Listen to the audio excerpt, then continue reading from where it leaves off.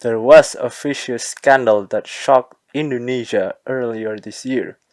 Gambling potions failed by state-owned companies, massive mismanagement, and estimated state losses of tens of trillions of rupiah. Obviously, we are talking about PT Asuransi Jiwasraya's scandal. PT Asuransi Jiwasraya, the only state-owned enterprise that operates as an insurance company and is currently the largest local life insurance company in Indonesia, was established in 1859.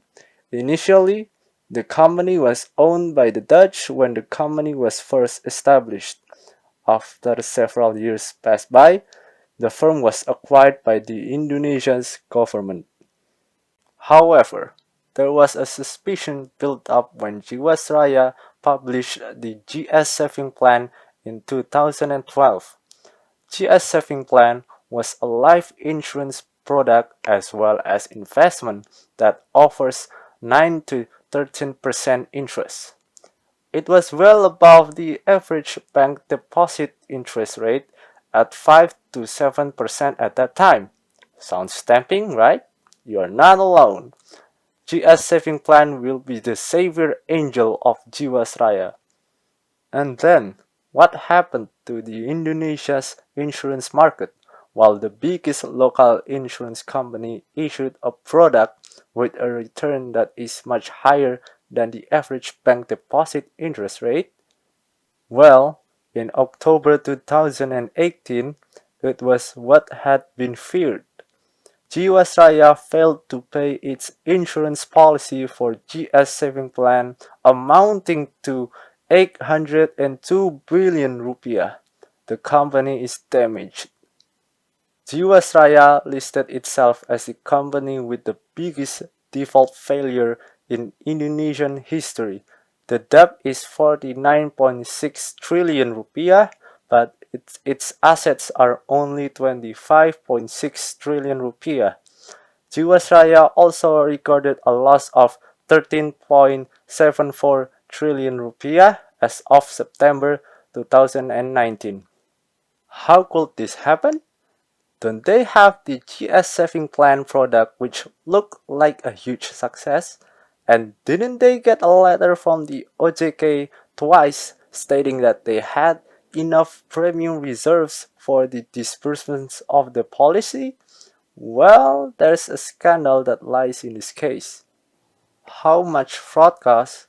When the Attorney General's office took over the handling of the Jiwasraya case, they found indications of corruption committed by 13 investment managers and the capital market mafia.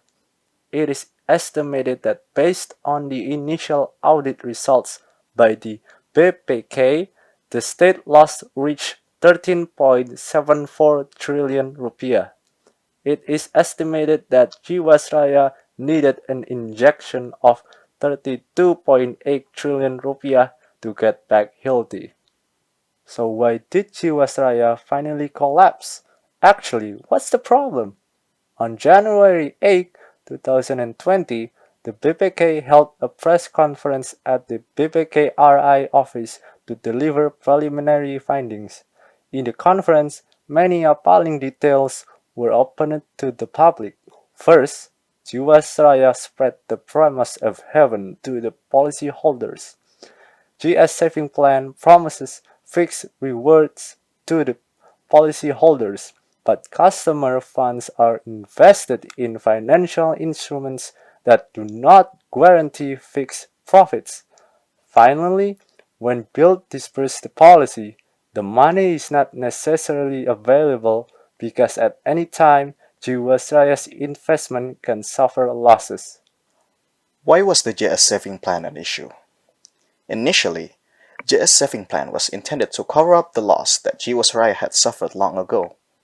The product was introduced in 2012, but before that, there had been several indications that their financial conditions were already suspected to be bad. Since 2006, the Financial Supervisory Agency, or PPK, has detected oddities in the management of Jiwasraya. In its books, the BUMN's insurance company registered a profit, but an investigation from BPK revealed that Jiwasraya had manipulated the report. They actually suffered losses. In 2006, their equity was negative for 3.29 trillion rupiah. In other words, minus. Every means is taken in order to save Jiwasraya.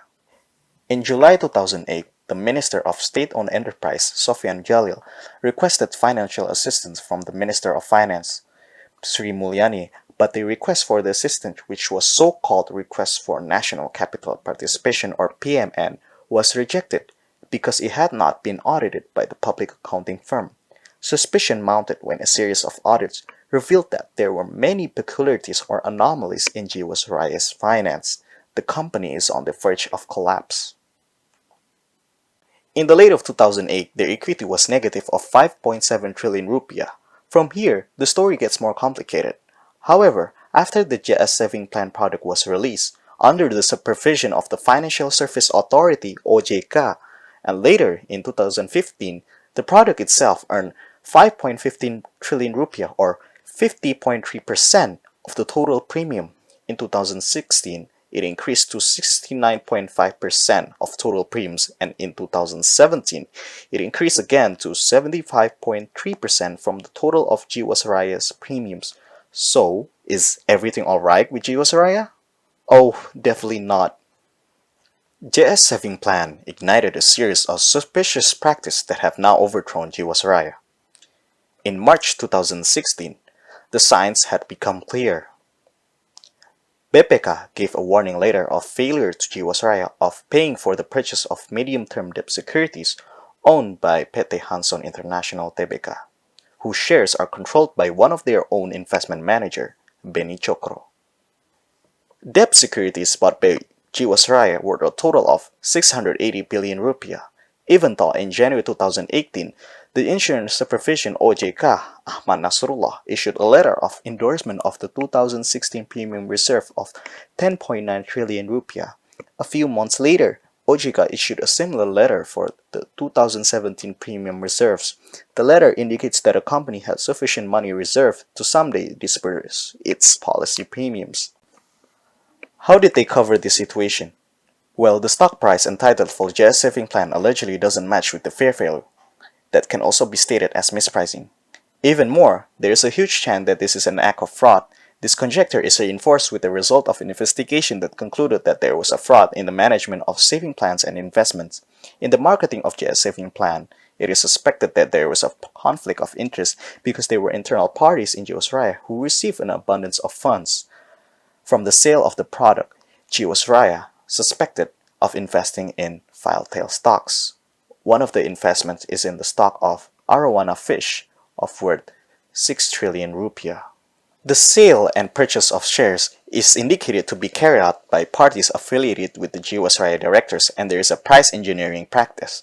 So the buying and selling price does not reflect the actual price. The act of buying and selling is also done in the near future to avoid the listing of shares. Simply put, it is suspected that there were certain parties who conspired to call Jiwasraya's funds.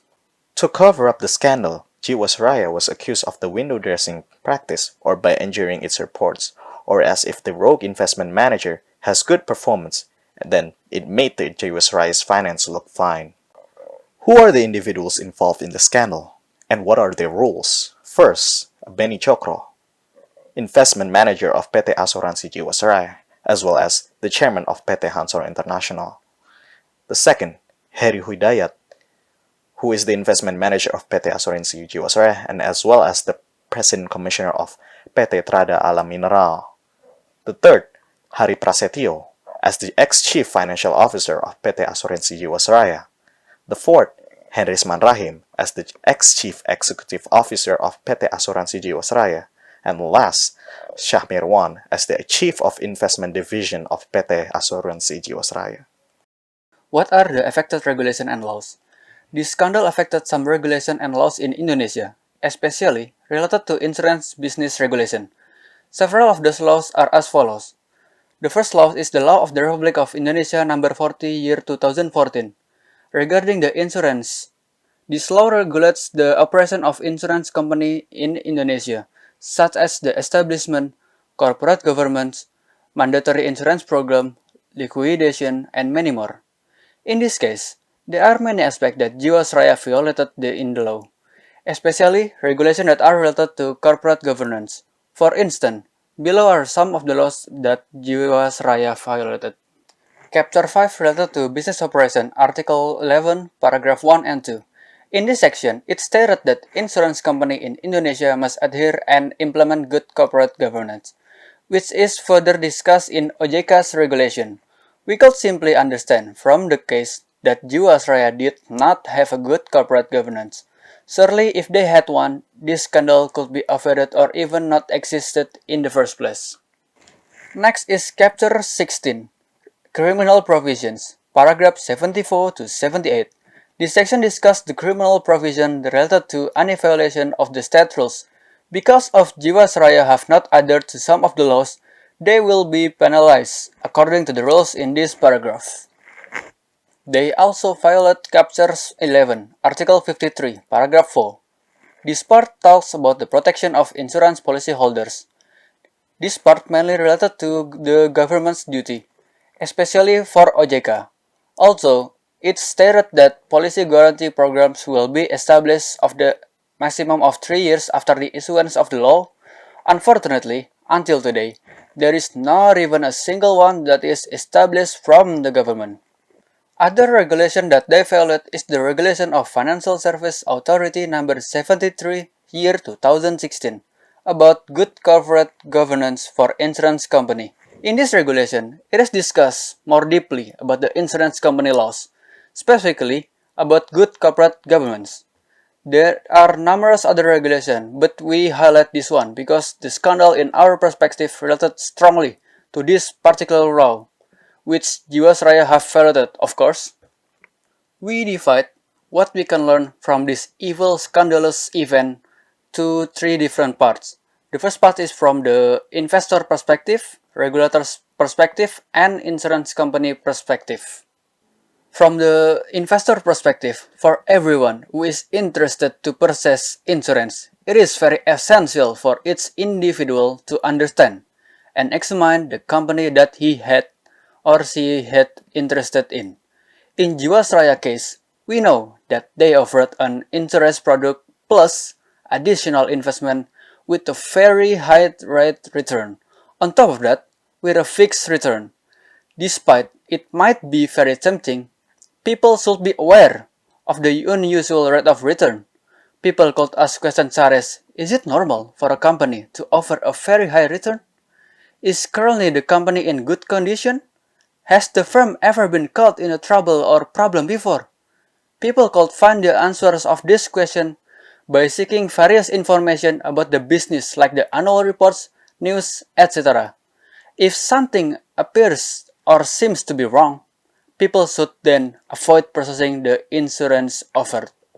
Now from the regulator's perspective or from the government, it is noteworthy that the regulators, in this case the government, OJK, should be more aware of such problem and take decisive action. So the issue here is that they did not take further action, and even worse, they were neglectful. And this is specifically addressed to OJK.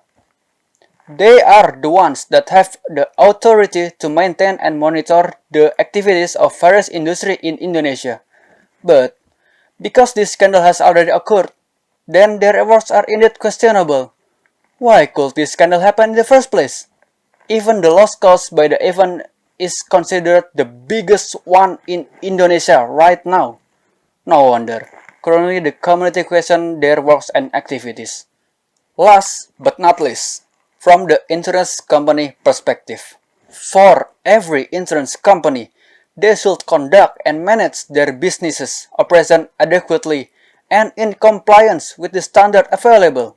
Besides, the need of good supervision from the regulators, each firm must also realize that the importance of maintaining good business activities are essential, not just for them, but also the environment and social aspect around them. A lesson learned from this case is that an insurance company should invest their revenue from their insurance product in shares that are rated good Or they could put the money in bonds which are rather more steady. They shouldn't invest in volatile shares or saham gorengan that contain very high risk of return. I hope that we, as a student, can learn something from this so we can prevent something like this to happen ever again in the future. Thank you for watching. Goodbye.